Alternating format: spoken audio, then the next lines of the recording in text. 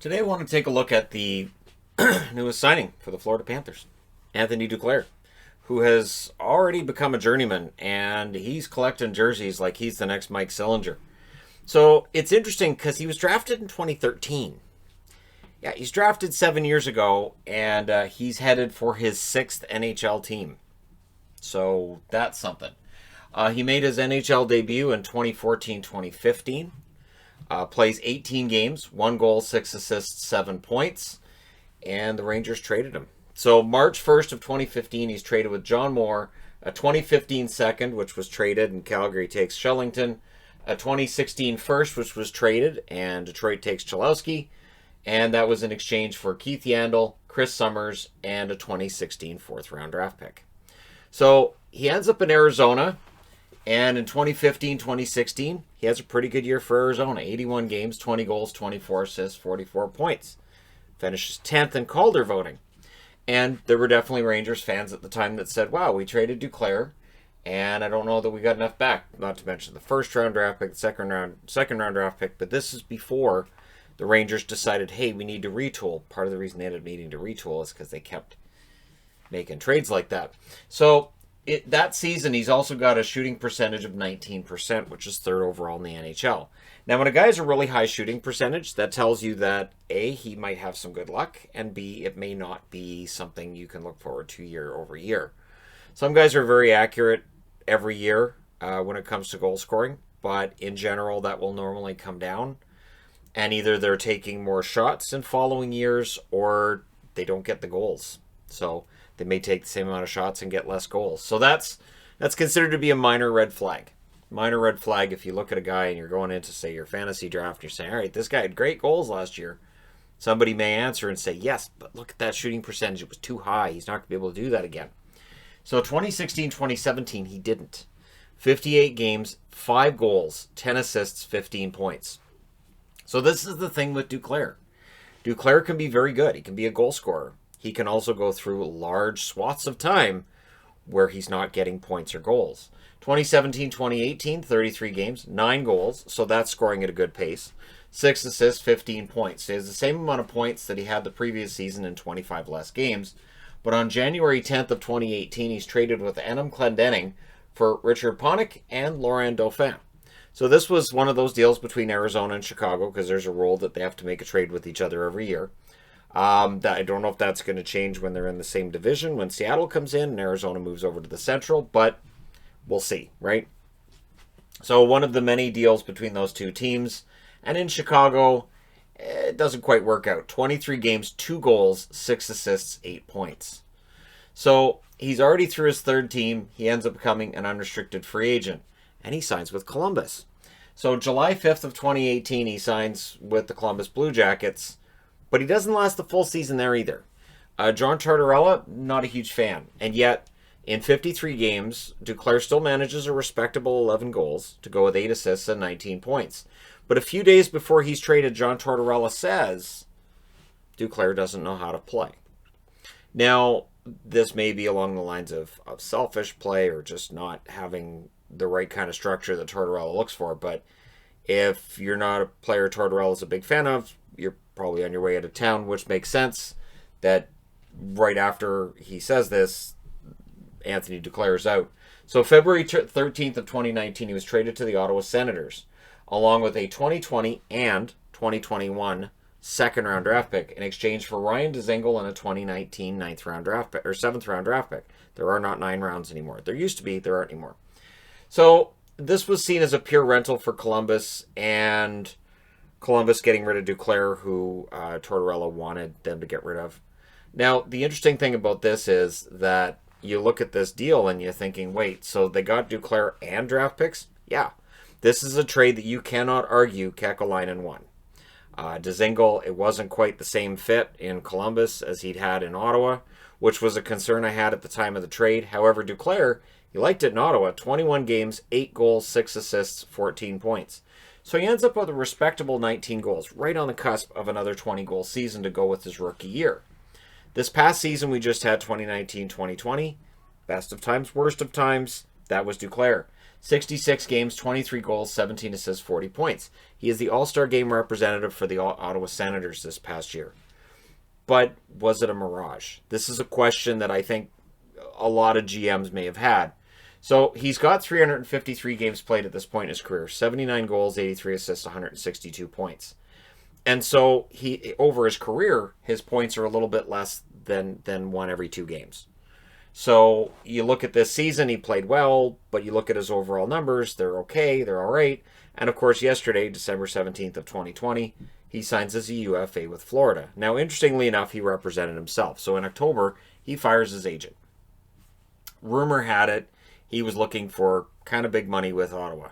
Now, if Ottawa had given him a qualifying offer, they would have then gone to arbitration. An arbitrator could have given Duclair big money.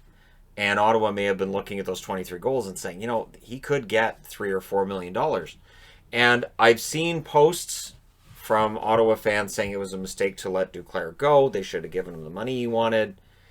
I'm going to go ahead and say I agree with the Sens on this one. I agree with the Sens on this one because Duclair, those numbers may very well end up being a mirage. I don't know that he can replicate that. So this is now his 7th, 1, 2, 3, 4, 5, 6 seasons he's played thus far, 5 different teams. So he's going into his 7th season with his 6th team. And representing himself, he ends up signing a $1.7 million contract with Florida, which is less than what he was looking for going into free agency. He made $1.65 million with Ottawa last year. So basically he does not get a raise despite his numbers being better last year. But pandemic, right? Flat cap, all that other wonderful stuff. There just isn't enough money to go around.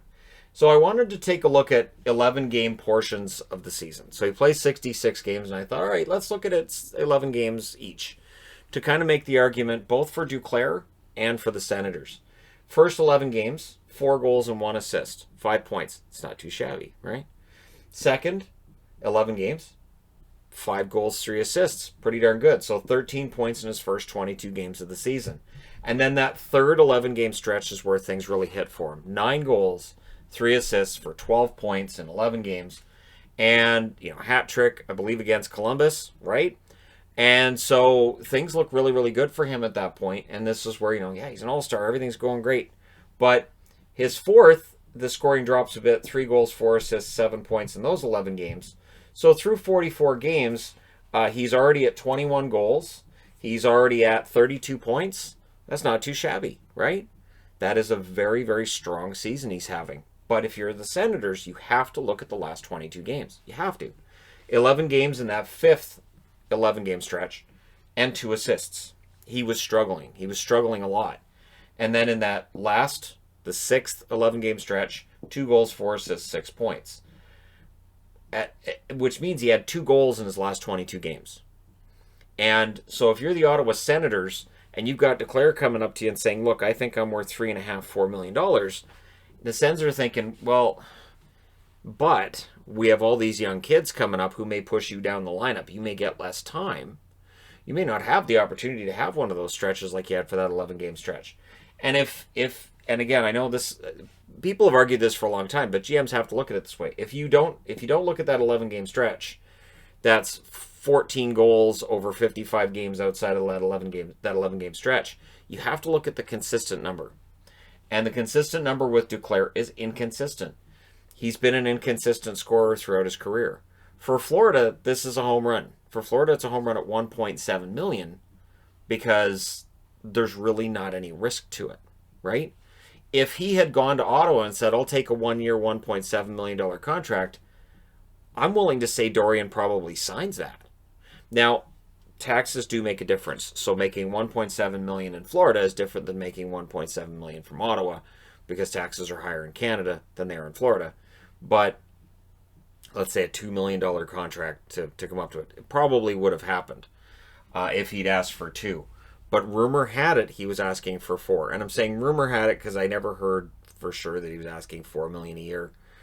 Now, you could argue, well, yeah, if he's a 30-goal scorer, which 66 games, 23 goals tells you over 82 games, if you prorate that, and probably about a 30-goal scorer, yeah, you can make $4 million. But again, if you're the Sens, you have to say, well, 14 of those goals were over 22 games of the season. That means 9 of those goals were in the other 44.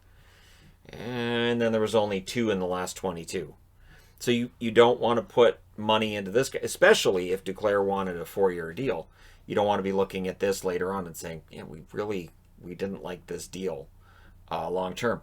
And there's no guarantee either that what John Tortorella said regarding work ethic and the way that he plays, that there aren't other coaches that have felt the same way. John Tortorella has been a coach that just says it like it is for a long time.